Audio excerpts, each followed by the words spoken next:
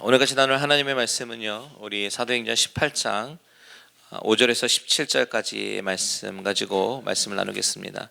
지난 시간 후반부인 사도행전 18장 5절에서부터요 17절까지 보도록 하겠습니다.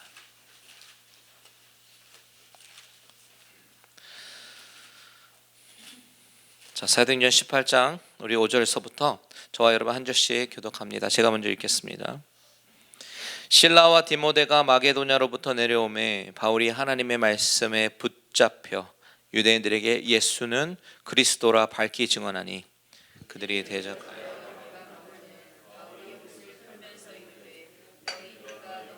돌아갈 것이요 나는 깨끗하니라. 이방인에게로 가니라. 거기서 옮겨 하나님을 경외하는 디도 유수도라 하는 사람의 집에 들어가니 그 집은 회당 옆이라. 회당장 그리스보가 온 집안에 더불어 주를 믿으며 수많은 고린도 사람도 듣고 믿어 세례를 받다. 밤에 주께서 환상 가운데 바울에게 말씀하시되 두려워하지 말며 침묵하지 말고 말하라. 내가 너와 함께 있음에 어떤 사람도 너를 대적하여 해롭게 할 자가 없을 것이니 이는 성중에 내 백성이 많음이라 하시더라. 1년 6개월을 머물며 그들 가운데서 하나님의 말씀을 가르치시니라.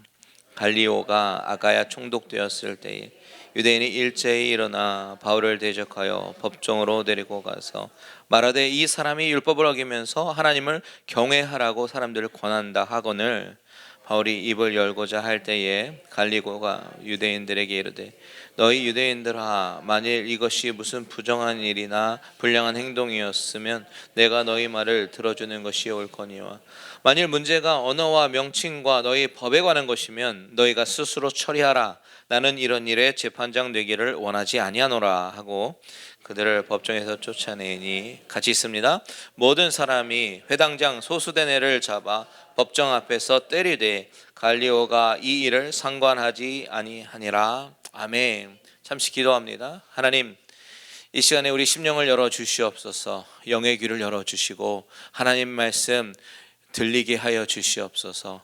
귀로 듣는 이 말씀 영의 귀로 듣게 하시고 하나님의 영광만 드러나는 시간 되게 하여 주시옵소서. 예수님의 이름으로 기도합니다. 아멘. 우리는 참 살면서 많은 두려움을 느끼며 살아갑니다. 여러분의 두려움은 무엇입니까? 이민 오면서 이것이 잘한 결단일까? 두려움을 느낍니다. 또 살면서 여러 가지 어려움을 만날 때 신분 문제, 경제적인 문제, 또한 관계적인 문제를 겪으면서 우리는 또다시 두려워지기 시작합니다. 그리고 이 두려움은 때로는 후회와 원망으로 발전하기도 합니다. 내가 괜히 왔어, 내가 괜히 선택했어 등등 많은 후회와 한숨으로 이 두려움이 표현되기도 하죠. 때로는 기대치 않는 unexpected incident, 기대치 않는 사건 사고가 생기면서 신변의 안전의 위협을 받을 때 또한 두렵기도 합니다.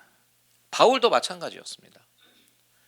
바울이 아테네를 떠나서 고린도에 들어갔을 때에 그도 역시 두려워했었습니다.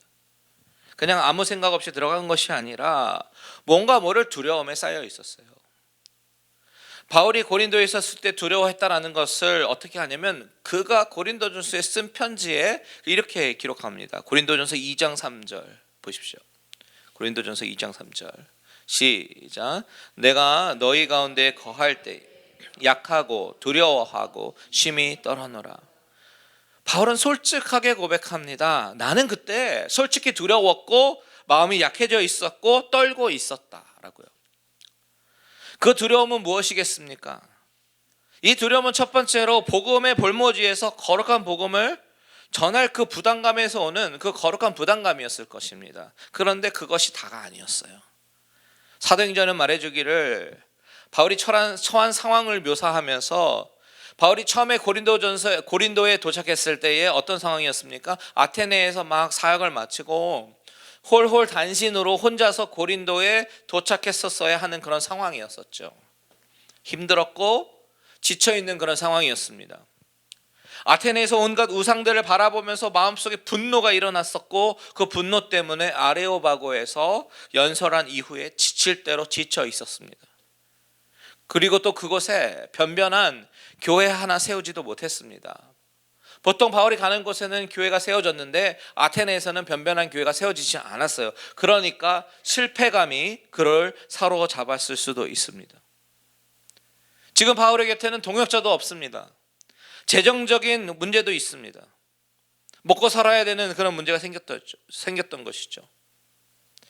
여러분, 예수를 잘 믿는다고 해서, 예수를 위해서 헌신하고 사명을 향해 달려간다고 해서 우리 인생 가운데 경험되는 어려움이 없는 것은 아닙니다.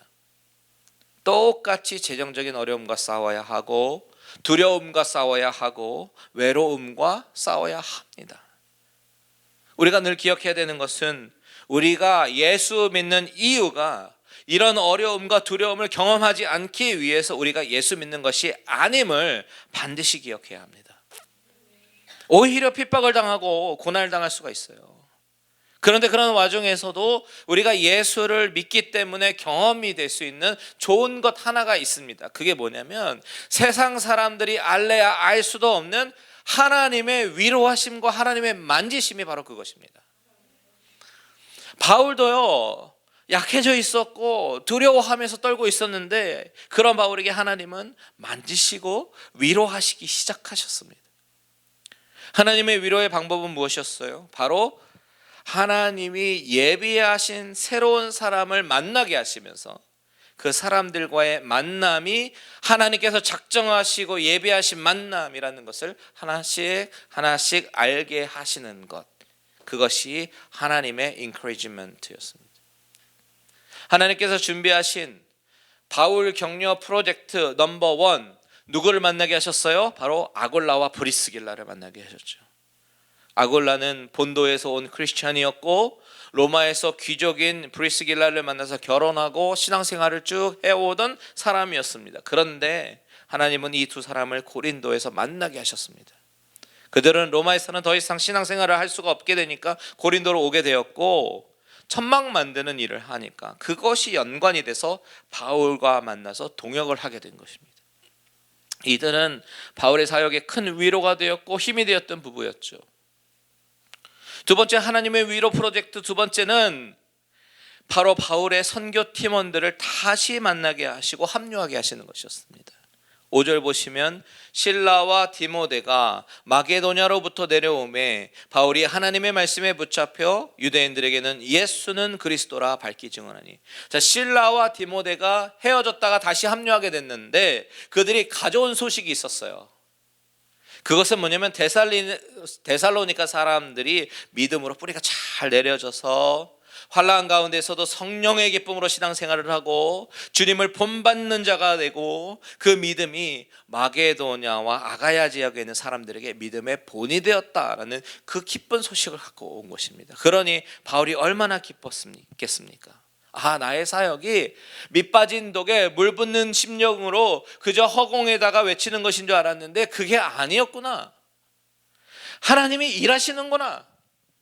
나는 그저 심고 하나님께서 키우시는구나. 그것을 알게 되었습니다. 여러분, 때로는 우리의 헌신과 수고가 당장 눈에 보이는 그런 열매로 나타나지 않을 때가 있어요. 그럴 때 절대로 절망하거나 낙담할 이유가 전혀 없는 것입니다. 그 이유는, 그 결과는 하나님이 책임져 주시기 때문에. 그래서 바울은 하나님의 말씀에 붙잡혀서 유대인들에게 예수는 그리스도라고 다시 힘을 내서 증언하는 것이죠. 하나님의 말씀에 붙잡혔다, 성령으로 충만했다라는 이야기예요. 그런데 오늘 본문에 보면 이 말을 듣는 유대인들의 반응이 심상치가 않습니다. 6절에 보면 그들이 대적하여 비방했다라고 얘기하는데요. 이 대적과 비방이 어느 수준이었는지, 어느 정도였는지 12절 이하에서 말해주고 있습니다. 12절과 13절을 우리 다 같이 읽겠습니다. 12절과 13절 시작. 갈리오가 아가야 총독되었을 때에 유대인이 일제히 일어나 바울을 대적하여 법정으로 데리고 가서 말하되 이 사람이 율법을 어기면서 하나님을 경외하라고 사람들을 권한다 하거늘. 자, 유대인들이 일제히 일어났다라고 얘기합니다. 여기서 일제히라고 하는 단어는요, 신약 성경에 총 11번밖에 쓰이지 않는 그런 레어한 단어예요. 그 중에서 11번 중에 10번이 사도행전에서 쓰였고 한 번은 로마서에서 쓰였습니다. 주로 누가가 즐겨 쓰는 독특한 단어라는 이야기겠죠. 뜻이 뭐냐면 with one mind, 즉 한 마음으로, 마음을 같이 하여, 그런 뜻입니다. 대표적으로 마가의 다락방에 있었던 그 120 문도가 기도할 때요, 마음을 같이 하여 오로지 기도에 힘쓰더라. 이때 그 마음을 같이 하다라는 단어가 이때 쓰였고요. 그리고 또 안디옥 교회가 바울과 바나바를 이제 파송할 때에 만장일치로 결정해서 한 마음으로 한 뜻으로 기도하고 그렇게 결정할 때 쓰였던 단어가 바로 이 단어입니다. 그런데 오늘 본문에서는요, 이 사람들이 한 마음으로 일어나서 바울을 대적했다라고 하는 거예요. 한 마음을 모으는 것은 참 좋은 일인데 어떤 사람들은 선한 일에 마음을 모으고 어떤 사람들은 나쁜 일에 마음을 모읍니다. 이들은 한 마음으로 바울을 대적해요. 한 마음으로 예수님을 대적하던 그 유대인들이 이제는 한 마음으로 바울을 대적합니다. 그리고 예수님을 법정에 세웠듯이 지금 바울을 법정에 세우는 것입니다. 이 사람들이 바울을 법정으로 데려가서 이제 고소를 하는데요, 그 고소의 내용이 무엇이냐면 12절에 보니까 뭐라고 되어 있어요? 이 사람이 무엇을 어기면서? 율법을 어기면서 하나님을 경외하라고 사람들에게 권한다. 이것이 고소의 내용입니다. 자, 여기서 우리는 이것을 좀 더 정확하게 이해하기 위해서는 이 사건의 사회적인 배경과 그리고 문화적인 배경을 좀 살펴봐야 합니다. 오늘 본문에 갈리오라는 사람이 등장하는데, 그리고 그 사람이 아가야의 총독이 되었다라고 얘기하는데, 갈리오가 누구인지 아는 것이 우리에게는 중요해요. 갈리오가 누구냐면 본명은 노바투스라는 사람인데, 사실 이 사람보다 이 형이 더 유명합니다. 형은 바로 세네카라고 불리는데 네로 황제의 스승이었습니다. 그러니까 이 노바투스도 아주 좋은 명문가에서 자라났다는 것이죠. 그런데 그가 갈리오 집안으로 양자로 가게 됩니다. 그거 이유는 아버지가 자녀를 키우면서 좋은 집안에서 물론 키웠어요. 잘 키웠습니다. 그런데 더 좋은 집안에서 양육시키려는 그런 목적으로 갈리오 집안으로 양자를 보낸 것입니다. 자, 원래도 집안이 아주 좋은 집안인데 더 좋은 집안으로 가서, 양자로 가서 모든 사회적인 스펙이 차곡차곡 잘 쌓여서 결국 아가야의 총독에까지 이르게 되는 그런 인물입니다. 정치 엘리트예요. 여기서 아가야라고 하는 그런 지명이 나오는데, 아가야는 마게도냐처럼 주, 스테이트 개념입니다. 캘리포니아, 네바다, 그 안에 시티가 있는 것처럼 마게도냐 지방은 빌립보와 데살로니가가 마게도냐 지방이었고, 그리고 아가야에는 아테네와 고린도가 그 아가야에 속해 있었습니다. 그런데 이 갈리오라는 사람, 이 사람은 좋은 배경을 갖고 있었고 좋은 스펙을 쌓았잖아요. 그래서 소위 정치적으로 출세를 하고요, 아가야 지방의 총독까지 오르게 된 것입니다. 이 사람이 그렇게 철저하게 좋은 환경에서 훈련을 받고 교육을 받아서인지요, 정치적으로도 아주 뛰어납니다. 아주 명확하고 냉철하고 정확한 판단력으로 백성들을 잘 정치합니다. 아주 유능한 정치적인 인물이었어요. 그런데 우리가 이 갈리오를 주목해 봐야 합니다. 이유가 있어요. 그 이유는 나중에 다시 한번 밝혀집니다. 자, 이 사람이 새로 총독으로 부임해 오니까 바울을 눈에 가시처럼 여기던 그런 유대인들이 어쩌면 이게 기회가 될 수 있겠는데, 그렇게 생각을 한 거예요. 새로 온 정치인에게 한 마음으로 들고 일어나서 이슈를 만듭니다. 그렇게 되면 이 갈리오가 처음 오게 된 어떤 정치 초년생이니까 막 어리벙벙할 때에 유대인들이 막 단체로 들고 일어나면 그들의 요구를 들어줄 수 있겠구나라고 계산을 한 것 같아요. 그래서 바울을 데리고 법정에 가서 이 사람이 율법을 어기면서 하나님을 경외하라고 사람들에게 권한다라고 이야기를 하는 것이에요. 여기서 율법이라고 하는 것은 모세의 율법을 말하는 것이 아닙니다. 로마의 법을 어긴다라고 얘기하는 거예요. 로마법을 따르고 있는 총독에게 이 사람이 로마법을 어긴다, 이렇게 주장하는 거예요. 당시에 로마에 어떤 종교법이 있었냐면, 당시에 로마는 제국주의로 여러 나라를 이렇게 차지했잖아요. 그러다 보니까 많은 식민지들이 이제 각기 나름대로의 섬기던 그런 종교들이 있었단 말이죠. 그런데 종교라고 하는 것이 어떤 사람에게는 목숨까지도 거는 아주 대단한 신념이라서요. 이 종교는 강제적으로 막 통제를 하게 되면 사회적으로 분란이 생깁니다. 그러니까 웬만큼 사회적 질서를 해치지 않는 그런 종교라면 그냥 로마는 합법적인 종교로 인정하고 오히려 로마의 법 아래서 보호를 하게 했습니다. 그 중에 하나가 유대교였던 것이죠. 그러니까 어떻게 보면 유대교는 로마법의 우산 안에서 보호막 안에서 약간 보호받을 수 있었던 정식 종교였다라는 것이에요. 사회적 무리를 끼치는 것이 아니니까. 그런데 이 유대인들의 말은 이 바울이라는 사람이 우리가 믿는 하나님과 전혀 상관이 없는 이상한 사람을 데리고 와서 가르친다. 예수라는 것을 가지고 와서 소동을 피우고 난리를 피우고 혼란을 일으킨다. 이렇게 얘기하는 것입니다. 그리고 그 사람이 말하는 것과 우리 유대교와는 전혀 상관이 없다. 이렇게 선을 딱 그으면서요. 제발 이 혼란을 잠재우기 위해서 이 사람 처벌해 주십시오. 이렇게 요청을 하는 거예요. 자, 유대인들이 한마음 한뜻으로 말하는 것이 뭡니까? 이 사람은 율법을 어겼다. 즉 로마법을 어겼다라는 그 이야기를 하고 있어요. 여러분, 바울의 입장에서 이 상황이 얼마나 황당하고 답답할 노릇이겠습니까?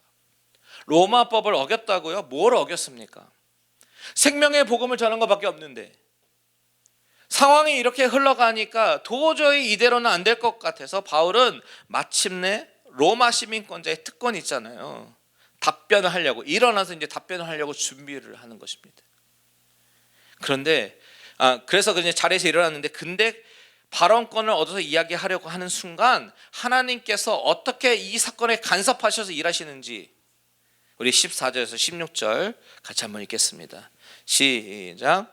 바울이 입을 열고자 할 때에 갈리오가 유대인들에게 이르되 너희 유대인들아, 만일 이것이 무슨 부정한 일이나 불량한 행동이었으면 내가 너희 말을 들어주는 것이 옳거니와 만일 문제가 언어와 명칭과 너의 법에 관한 것이면 너희가 스스로 처리하라. 나는 이러한 일에 재판장 되기를 원하지 아니하노라 하고 그들을 법정에서 쫓아내니. 자, 바울은 자신이 이제 로마의 시민권자니까 고소를 당했을 때 변호사를 세워서 변호할 수 있는 어떤 민주주의적인 방법이 있었죠. 그래서 일어나서 변호하려고 했는데 갑자기 그 순간 총독 갈리오가 가로막아서 변호할 기회를 주지 않는 거예요. 왜냐하면 갈리오가 가만히 이야기를 들어보니까 이 유대인들의 말에 억지성이 있다는 것을 발견한 것이죠. 무슨 사회 질서를 어지럽혔다든지 아니면 윤리적으로 도덕적으로 어떤 문제를 일으켜서 사회적인 혼란을 가져왔으면 개입을 하겠지만 그 사람의 냉철한 판단에 의해서는 이 갈리오의 냉철한 판단에 의해서는 전혀 사실은 그렇지 않다. 그렇게 판단한 것이죠. 게다가 이것은 너의 종교에 관한 일이지. 로마의 사회적 문제가 아니니까 너희 믿는 신 너희가 알아서 해. 나는 상관하지 않겠다라고 냉정하게 탁 잘라서 이야기하는 것입니다. 아주 차갑고 냉정하게 하지만 명확하고 확실하게 정확하게 선을 긋는 것입니다. 아마도 그의 출신 배경이 그로 하여금 이렇게 훈련되어지고 만들어져 왔던 것 같아요. 그런데 여러분, 우리가 이런 일련의 사건들을 통해서 봐야 하는 것이 있습니다. 그것이 무엇이냐면 하나님의 개입입니다. 이것조차도 하나님께서 기가 막히게 일하신 것이다 라는 사실을 우리가 발견할 수 있어야 되는 것입니다. 이 사건을 누가가 기록한 이유가 있어요. 그것은 바로 이 재판의 판결로 인해서요, 이 재판의 결과는 판례로 남게 됩니다. 이것이 사도 바울이 무죄로 석방되는 판례를 남기게 되면서 앞으로 2차 남은 선교와 3차 선교 때 아주 중요한 전도 여행에서 아주 중요한 사역의 근거가 됩니다. 하나님께서 이렇게 만들어 가신 거예요. 우리 하나님은 어떤 분이십니까? 모든 것을 주관하시는 주권자 하나님이시잖아요. 절대적인 주권을 갖고 계셔서 이 세상에서 일어나는 모든 일을 하나님의 계획과 섭리에 의해서 운행하시는 분이십니다. 믿으십니까? 그 하나님이 이 상황을 일으키셨어요. 바울의 눈에 볼 때는 황당하고 어이가 없는 그런 상황이지만 하나님은 아예 판례를 남기게 하시면서 나중 사역의 근거를 남기셨다라는 것이에요. 그렇다면 이 총독 갈리오와의 만남, 결국 이것도 하나님께서 만나게 하신 것이다라는 이야기가 되겠죠. 자, 지난주 말씀으로 잠깐 돌아가겠습니다. 지난주 본문에 하나님께서 밤에 환상 가운데 나타나셨습니다. 이것도 아주 흔하지 않는 일이죠. 하나님이 때마다 날마다 환상 가운데 나타나시지 않았어요. 마게도냐 환상 이후로는 처음입니다. 여기 고린도에 오기 전에 수많은 일들이 있었지만 하나님은 환상으로 말씀하시지 않고 계시다가 고린도에 와서 비로소 환상으로 다시 한번 말씀하십니다. 뭐라고 말씀하셨어요? 두려워하지 말라고, 그리고 침묵하지 말라고, 내가 너와 함께 있을 것이고 그 어떤 사람도 너를 대적해서 해롭게 할 자가 아무도 없을 것이다, 이렇게 말씀하셨습니다. 우리 9절과 10절 한번 다시 한번 읽어보겠습니다. 9절과 10절 시작. 밤에 주께서 환상 가운데 바울에게 말씀하시되 두려워하지 말며 침묵하지 말고 말하라. 내가 너와 함께 있음에 어떤 사람도 너를 대적하여 해롭게 할 자가 없을 것이니 이는 성중에 내 백성이 많음이라 하시더라. 여러분, 하나님의 위로는 내가 너와 함께 하니까 두려워하지 말라고 말씀하셔요. 그리고 이 성중에는 내 백성이 많다라고 말씀하셨잖아요. 마치 특수 요원들을 여기저기 심어 놓으시고 그들을 통해서 점조직으로 일하시는 것처럼 하나님은 당신이 다 준비하시고 다 예배하시고 다 일하시니까 두려워하지 말라. 그저 너는 침묵하지 말고 복음을 담대히 전하라, 이렇게 말씀하십니다. 그러고 보니까 오늘 본문의 갈리오도 자신도 모르게 하나님께 쓰임을 받았습니다. 자신은 모를 겁니다. 자신이 하나님께 쓰임을 받고 있다는 사실을 몰랐을 거예요. 어려움에 처한 바울을 총독 갈리오가 나서서 돕는 모양이 되는 것입니다. 오히려 이제는 보호막이 돼서요, 1년 6개월 동안 계속해서 복음을 전할 수 있는 그런 상황으로 역전시키시는 것입니다. 바로 이것이 하나님이 일하시는 방법입니다. 하나님이 역전시키세요. 그리고 오히려 안전하게 복음을 전하게 만듭니다. 여러분, 이 사건을 통해서 우리는 하나님의 절대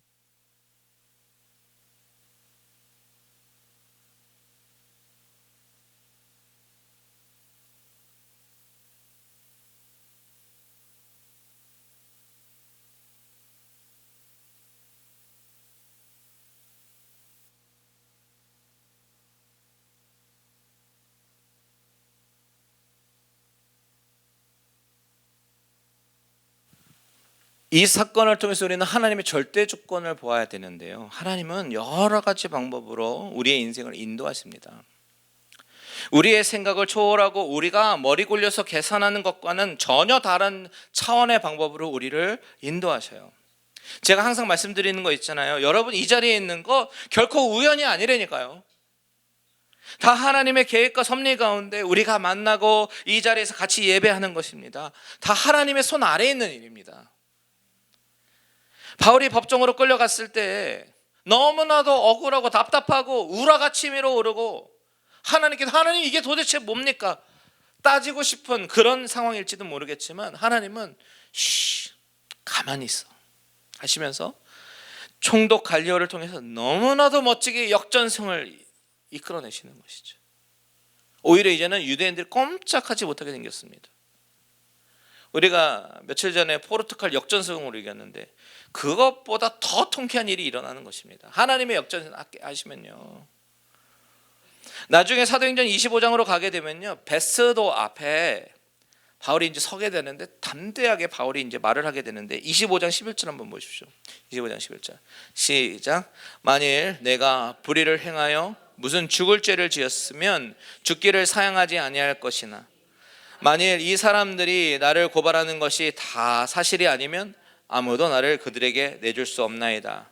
내가 가이사께 상소하노라 한데 만약에 이 사람들이 나를 고발하는 그 사실이 아니면 아무도, 당신 베스도도 나를 저 사람들에게 내줄 수 없다. 당신 베스도도 나를 그렇게 함부로 할 수 없다. 그 근거가 뭐예요? 오늘 있었던 이 판례가 있었기 때문입니다. 그것입니다. 하나님은 갈리오를 사용하셔서 인물을 준비하셔서 이 만남이 우연인 것 같지만 이 상황을 사용하시면서 로마 한가운데로 복음이 들어갈 수 있도록 길을 만드시는 것입니다.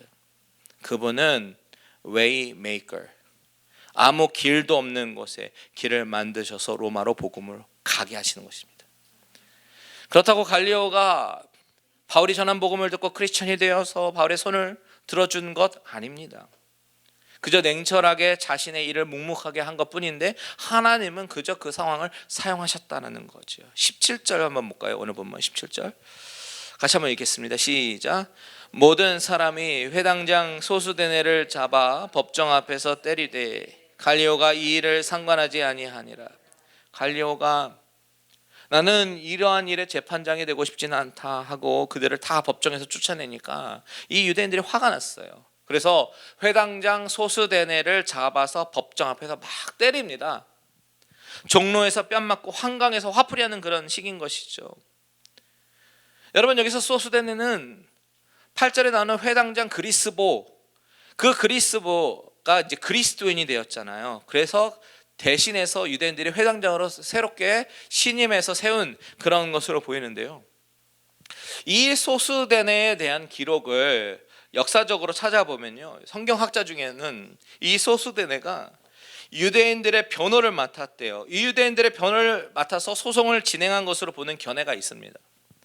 그런데 소송이 자신의 뜻대로 되지 않으니까 막 화가 나고 화풀이를 가지고 이 소수대네를 법정에서 막 때리는 그런 것이라고 얘기합니다. 그런데 전하는 말에 의하면 회당장 소수대네가 자기가 임무를 다하지 못한 이유가 있대요. 이것은 회당장 그리스보처럼 바울에 의해서 전도를 받고 이게 공감이 됐던 것이죠.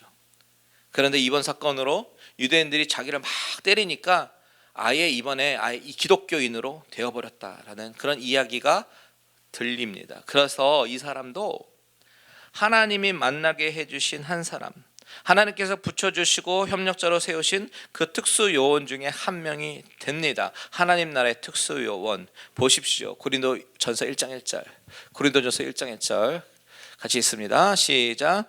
하나님의 뜻을 따라 그리스도 예수의 사도로 부르심을 받은 바울과 형제 소수대네는, 자, 소수대네가 여기에 나옵니다. 바울이 편지를 쓸 때에 옆에서 같이 안부를 전합니다. 무슨 얘기입니까? 바울의 협력자, 바울의 조력자, 동역자가 된 것입니다. 여러분, 놀랍지 않습니까? 하나님은 이렇게 당신이 직접 사역을 이루어 나가시는데요, 바울에게 한 명씩 한 명씩 붙여주십니다. 매 맞는 것까지도 사용하십니다. 바울이 지치고 힘들 때, 사역의 한계가 보이고 모함을 당할 때에 하나님은 당신의 특수요원들을 한 명씩 한 명씩 보내시면서 위로하시는 거예요. 너 혼자 아니다 라고요. 내가 함께하고 이 성중에 내 백성들을 많이 있다라고 말씀하십니다. 그리고 그 하나님은 오늘 저와 여러분에게도 동일하게 말씀하십니다. 힘내라고, 두려워하지 말라고, 혼자 아니라고요. 하나님은 여러분과 함께 하실 것이다.